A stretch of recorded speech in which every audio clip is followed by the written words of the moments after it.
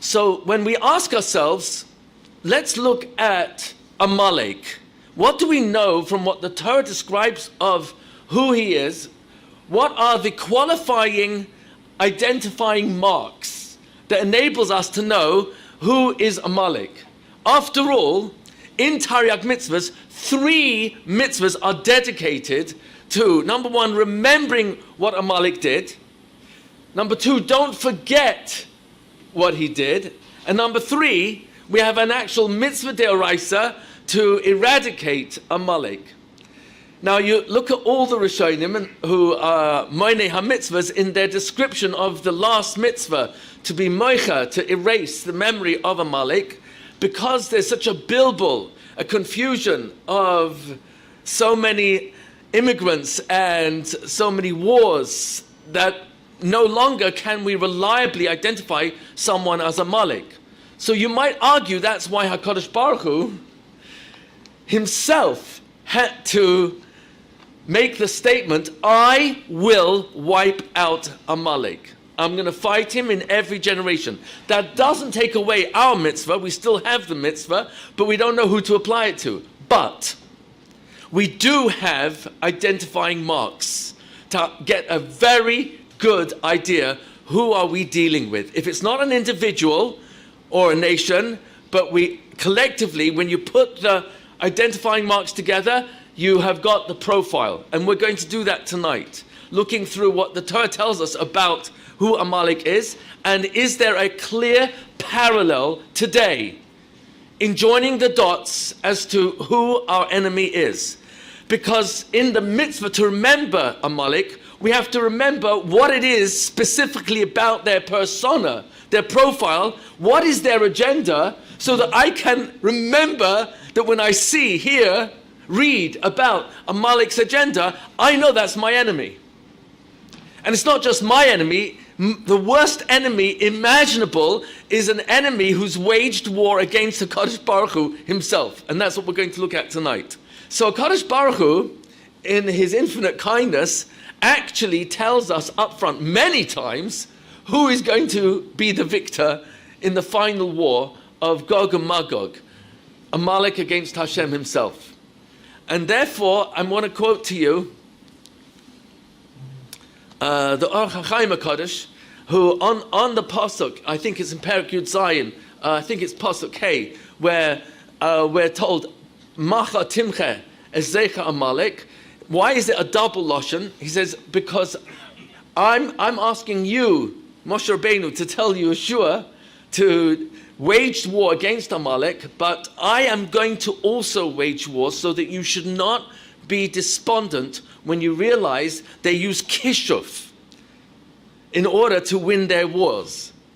In the case of Moshe Rabbeinu, as you probably know, in Perek Chaf, in Bamidbar, Vayavai Canaan, the Canaanites came to attack the Jewish people when the Anani Akava disappeared because we lost that zchus from the demise of Aaron HaKohen. So Vayavai Melech Canaan, and it wasn't the Canaanites, it was actually Amalek. So why does the Pasuk call them Canaan? Because they dressed like Canaanites so that Moshe Rabbeinu and the Yidden, whose power is in our peh, that's our weapon, we would daven that Hashem should save us from the wrong people. And therefore the tefillah would be chal on someone else and they would win the war. Moshe Rabbeinu chapped what was going on over here, and because of the confusion, he said, we're going to ask for a stum request. We're not going to specify, we're just going to say this enemy. And therefore we won that war. But that is the deceit of Amalek. We're going to look at the deceit of Amalek and how it applies today, how we can still see it glaring when we join the dots. Who is Amalek today? So the question is, how does Gog Magog, Amalek, think that they're going to take on a HaKadosh Baruch Hu? What does that mean? So very simply, atheism, promoting atheism, and we're going to see its many different tentacles, the different arms of atheism. What does it mean that a person is an atheist? If someone, Has v'Shalom, doesn't believe that there's a Boireh, there's no creator, if he doesn't believe there's no Mashgiach, then, in the words of a famous Russian philosopher, Dostoevsky, in 1877, he made the following statement: in a world without God, everything is permissible. So let's look at the profile of who is Amalek, so we can get a better understanding of who are we looking at when we ask ourselves, what is this war meant to be, that Amalek is actually going to wage war against HaKadosh Baruch Hu? Who is Amalek? So very simply, as you know, Esav, the son of Yitzhak Avinu, gives birth to Eliphaz, and Eliphaz actually married Timnah. So Timnah is the one who mothered Amalek. Timnah was the concubine of Eliphaz, but it was also his daughter, Rahman al-Islam.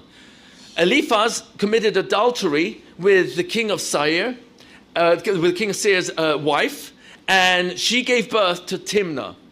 Timnah became the concubine of her father and, of course, Eliphaz, and through them was born Amalek. I'm not quoting some esoteric work over here. Rashi points out that when you look carefully at the psukim, in Perek Lamed Vav, Pasuk Dalet, and I think Ches and Yud Beis onwards, you'll see the chronological unfolding of who was who in Alufei Edom. That's that whole Perek over there. And Rashi himself points out in Perek Lamed Vav, Pasuk Beis, the reason why the Torah goes out of its way to show you who married who gave birth to who, is because if you're paying attention closely, it looks a little bit like a Mishnah in your Yevamos. You start to realize, oh, Kulam, B'nei Mamzerim Hem. All of them, illegitimate.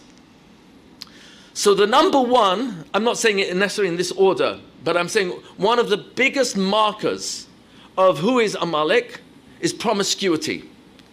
Decadence, immoral promiscuity.